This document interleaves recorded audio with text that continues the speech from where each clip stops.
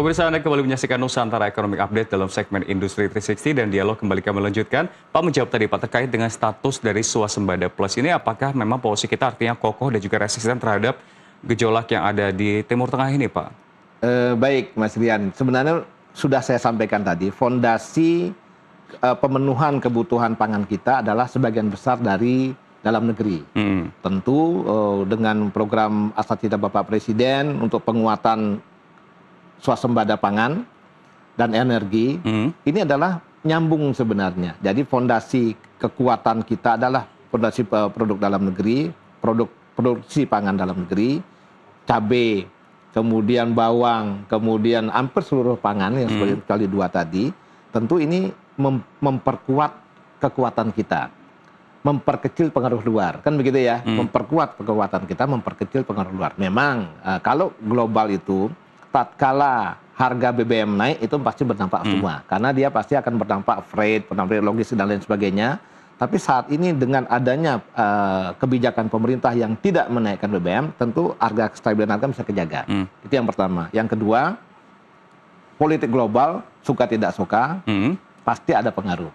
Tentu pemerintah di sini kita semua sebenarnya masyarakat seluruhnya tidak boleh mengatakan kami kuat tidak, kami selalu kuat, kami tidak perlu tidak. Kita harus waspada.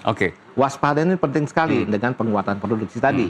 Nah, sehingga kita bisa mengatakan apakah kita kuat dalam rangka, apa kita berhasil menghadapi kondisi pengaruh. Kita masih kuat dalam kondisi sekarang ini. Karena dengan kondisi stoknya kuat, kemudian produksinya berjalan lancar, tentu kita harus punya keyakinan untuk menghadapi kondisi global ini bisa kita lewati dengan baik. Pak Ketut, kalau hitung-hitungannya secara komoditas dari kacamata Anda, dari Bapak Nas ini, komoditas mana saja sih Pak yang paling vulnerable, yang paling terdampak, mana yang paling aman dengan kondisi yang ada di Timur Tengah? Apakah memang komoditas-komoditas yang impor atau komoditas yang jalur distribusinya ini panjang? Bawang putih, cabai. Sebenarnya kalau bawang putih kan banyakkan dari Cina, relatif aman.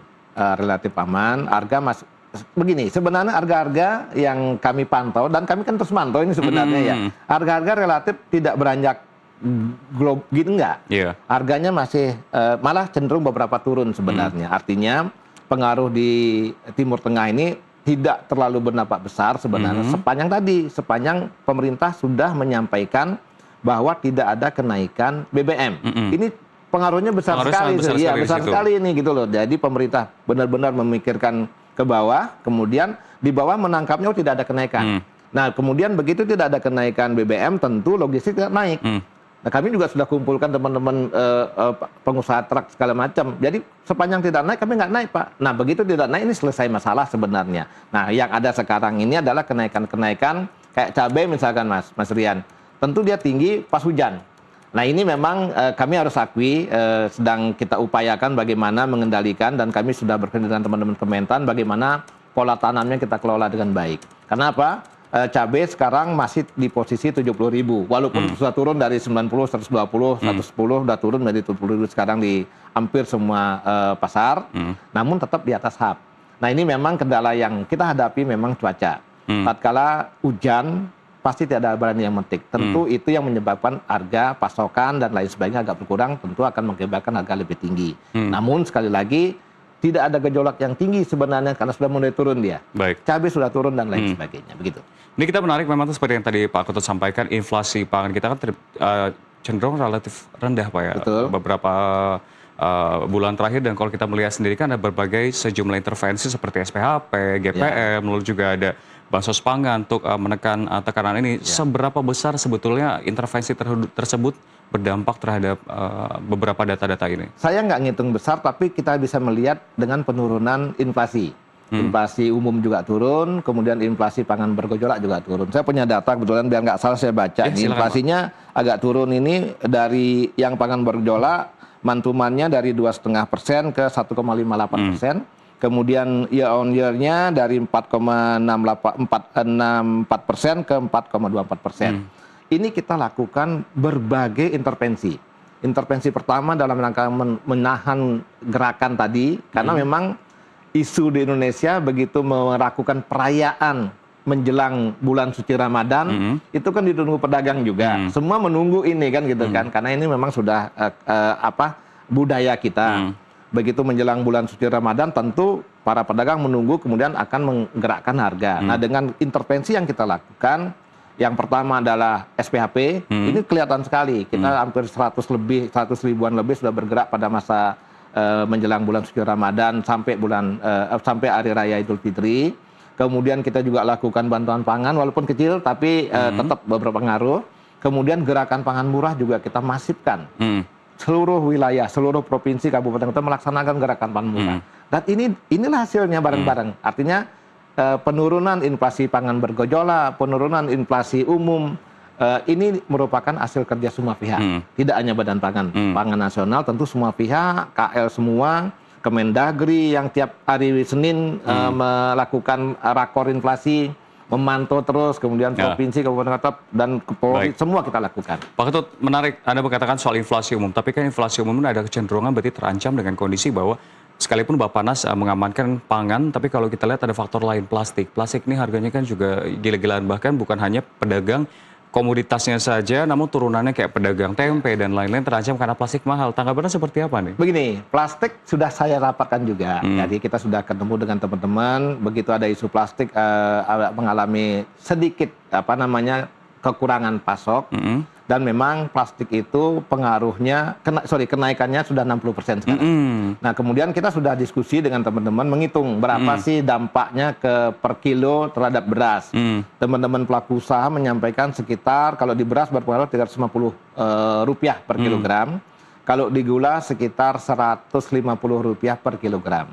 Artinya berdampak, pasti berdampak, dan ini yang harus kita jaga benar-benar. Dan kemarin juga kita sudah rapat dengan berbagai KL mengingatkan, karena memang ternyata ada aturan yang tidak membolehkan plastik bekas itu untuk diolah kemudian digunakan sebagai tas kresek untuk pangan gitu loh. Ya, itu memang harus kita coba lihat peraturan tersebut, kemudian kita harus diskusikan mendalam. Karena kalau tidak, ini harga akan bisa agak sedikit terkoreksi. Walaupun tadi, kadang-kadang sekarang ini kan begitu 60% bisa 80%. Kemudian kalau pasokan tidak ada lagi bisa naik. Nah, ini harus kita benar-benar harus kolaborasi lagi. Dan kami juga merencanakan rapat besar, artinya dengan KL terkait, untuk mencarikan solusi. Karena pengaruh 350 memang terasa kecil, tapi berdampak. Karena per kilonya jadi naik kan gitu kan. Nah, ini harus kita jaga benar posisi pasokan, dan kami akan bekerja dengan teman-teman perindustrian dan perdagangan untuk mencari di mana sumber pasokan yang lebih bagus. Baik, langsung saja Pak, menjadi pertanyaan terakhir. Kondisi ini kan bisa jadi akan lebih buruk, worst skenario-nya, karena kan Trump sendiri kan masih akan terus bergulir hingga sampai November. Kita nunggu pemilu sebetulnya, pemilu Amerika Serikat. Apakah yakin BBM juga bisa dipertahankan subsidi sampai akhir tahun? Terus lalu juga berdasarkan komunikasi antara Bappenas dan pemerintah, ada intervensi atau strategi tambahan nggak sih di luar yang tadi telah disampaikan untuk menjaga kekuatan strategi saat ini? Sebenarnya langkah-langkah pemerintah itu kan banyak, terutama di sebagaimana arahan Bapak Presiden, tindak lanjut dari teman-teman Kementerian Pertanian, sebagaimana arahan dari Bapak Menteri Pertanian. Langkah pertama itu kan jelas penguatan produksi. Ini nggak boleh kita tahan ini. Ini penguatan produksi ini penting sekali, dan ini menjadi prioritas utama. Caranya apa tadi? Benih, kemudian irigasi, pupuk, ini harus utama, alsintan dan lain sebagainya, sehingga kita bisa meningkatkan produktivitas. Yang kedua, tentu kita harus tadi menguatkan intervensi tadi. Kalau memang diperlukan intervensi, harus intervensi. Dan ini harus kita siapkan. Tentu dalam rangka memutuskan perlu tidaknya intervensi, harus rakortas terlebih dahulu kan, gitu kan. Yang ketiga, tentu kita juga harus menguatkan apa yang disebut dengan diversifikasi pangan.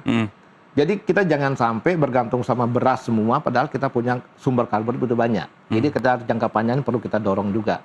Dan yang terakhir yang selalu harus kita gaungkan juga, no food waste. Ini kadang-kadang kecil, kadang-kadang kita gampang melihatnya, tapi sebenarnya ini sangat-sangat penting.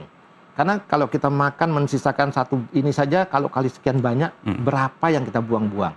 Nah, ini kita harus benar-benar, dan pemerintah sudah menyiapkan program tersebut, dan harus mulai dari saya. Tentu mulai dari saya, kalau food waste itu mulai dari saya. Jadi bukan dari Mas Rian, tapi mulai dari saya, dan kita beri contoh. Makan secukupnya, ambil secukupnya, makan secukupnya, habiskan. Baik. Itu yang paling penting. Baik, dialog yang sangat luar biasa melihat seperti kekuatan ketahanan pangan kita, terlebih dengan berbagai sentimen-sentimen tadi juga Timur Tengah, lalu juga persiapan menuju El Nino. Sekali lagi terima kasih telah bergabung bersama kami di Nusantara TV. Terima kasih Mas Rian. Pak Igusti Ketut Astawa selaku Deputi Bidang Ketersediaan dan Stabilisasi Pangan Bappenas. Dan pemirsa, tentunya informasi tadi sekaligus mengakhiri perjumpaan kita di Nusantara Economic Updates. Ekonomi bukan sekedar angka, tapi napas kehidupan kita semua. Dari pasar tradisional hingga industri digital, dari rakyat kecil hingga kebijakan besar, semua saling terhubung. Saya Rian Atono pamit undur diri, terima kasih dan sampai jumpa.